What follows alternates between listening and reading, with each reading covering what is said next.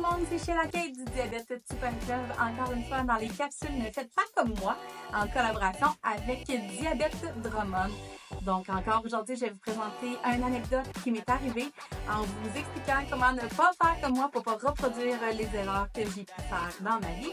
Donc c'est avec grand plaisir qu'on se retrouve aujourd'hui. Je vais vous parler d'un moment de doute, un moment qui, comme moi, si vous êtes sur le pilote automatique, parfois il peut y arriver des situations où vous avez peur de vous être injecté l'insuline ou pas, où vous êtes en questionnement de.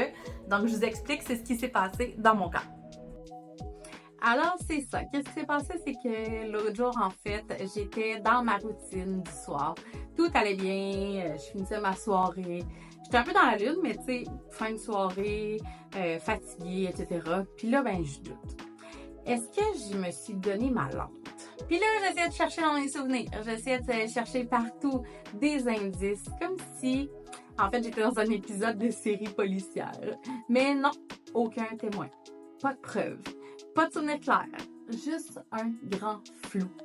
Puis ça, ben, quand tu vis avec le DT1 depuis longtemps, t'en fais tellement des injections tous les jours, souvent la même chose au même moment, ça devient un automatisme. Si on se met sur le pilote automatique, c'est normal, je pense que ça fait partie de la vie. Fait que là, je me suis dit, OK, si je l'ai déjà fait et que je la refais, évidemment, c'est extrêmement dangereux. Donc, là, je me suis dit, ben, si j'avais pas, je vais finir en hyperglycémie. Puis là, ben, j'ai pesé les pour les comptes en ayant cherché pendant au moins une bonne heure, certain, si je l'avais donné ou pas des indices. Et puis là, ben, j'ai décidé, en fait, j'ai pris la décision de ne pas le faire. Puis, ben, je l'ai pas fait du tout. Et vous croyez que c'était quoi le résultat? Le lendemain, ma journée complète en hyperglycémie. Pas capable de descendre.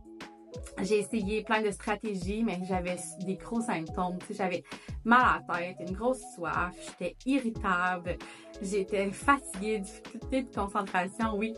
Tout ça pour un geste que j'ai pas été capable de confirmer de la veille. Tu sais, avant, je sais pas si vous avez déjà eu ça, mais j'avais un stylo qui montrait clairement là, la dose qui avait été donnée. Ben, si ça existe encore, venez me parler, mais venez me le dire, mais moi, j'en trouve plus à l'heure actuelle. J'adorais ça, tu sais, ça m'aidait à me rappeler, ben, surtout le soir comme ça, où, mettons, je suis fatiguée ou je suis distraite. Ça m'aidait à me rappeler si je m'étais donné ma dose ou pas. Aujourd'hui, ben, avec les modèles qu'on a actuellement, si vous êtes sous injection, ben, il n'y a pas possibilité de savoir. Cette info-là, elle existe juste plus. Franchement, ça me manque. Alors maintenant, là, depuis cet événement-là, parce que j'ai passé une journée de calvaire, en fait 2 jours de calvaire, j'ai essayé de me faire une stratégie, j'ai essayé de me créer un repère visuel.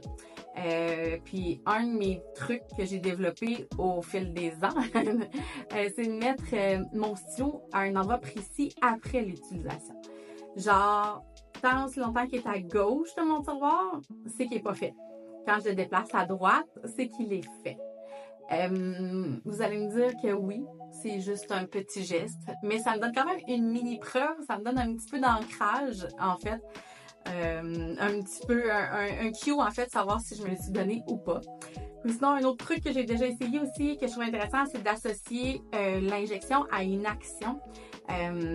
Exemple, mettons, chaque fois que je prends mon injection de lente, je bois un verre d'eau avec. Fait que ça devient comme une espèce de duo, tu sais, pair. Fait que l'injection égale bouteille d'eau. Verre d'eau, pardon.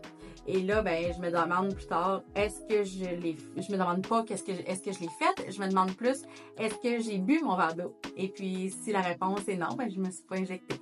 J'essaie de m'en souvenir. Évidemment, vous allez me dire que la façon la plus logique, c'est d'être conscient, de toujours être à l'affût de tout ça. Mais ça arrive des moments où c'est plus difficile, où on est plus distrait, on est malade, etc. C'est plus difficile.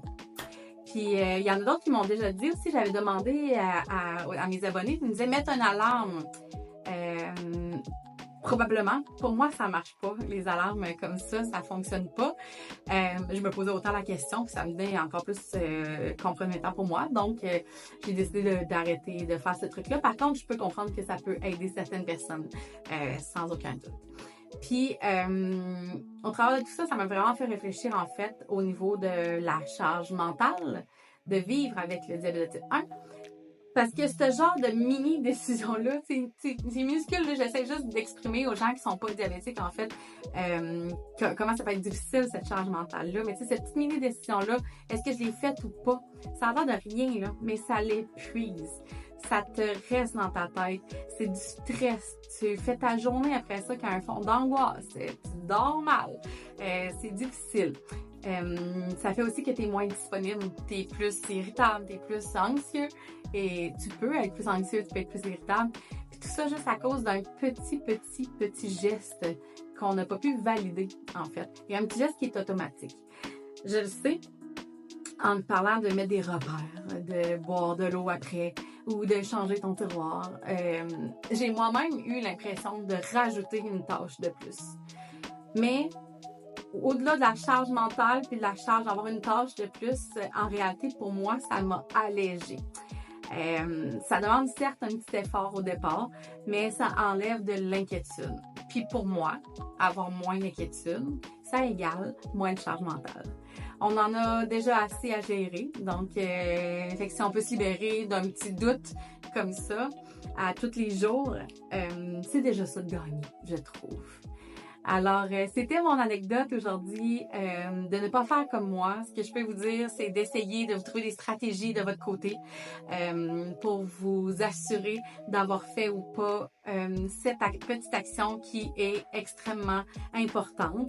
Je peux aussi vous dire de ne pas faire comme moi parce que moi, je l'ai fait et puis ça s'est avéré être ultra négatif. Puis c'est arrivé, je vous le dis à une reprise là, parce qu'on est filmé là, mais mettons entre vous et moi là, c'est arrivé quelques fois quand même. Puis, ben, c'est ça. J'ai décidé de ne pas me donner cette injection-là ce soir-là. Il y a une autre fois où j'avais décidé de me la donner parce que j'étais plus certaine que je ne l'avais pas donnée, et etc. Mais d'avoir des petits repères comme ça, puis des petits trucs, comme des petits tips comme ça, ben, je pense que c'est quelque chose qui peut être vraiment positif. Et puis, c'est pour ça que je vous parlais de ça dans ma capsule aujourd'hui. Donc, faites pas comme moi. Trouvez-vous des repères avant qu'il soit trop tard. Et puis, si jamais vous avez d'autres exemples ou quoi que ce soit, venez voir mes comptes sur les réseaux sociaux, Diabète Type 1 Club, Instagram, TikTok, Facebook, et partagez-moi vos trucs si vous en avez d'autres.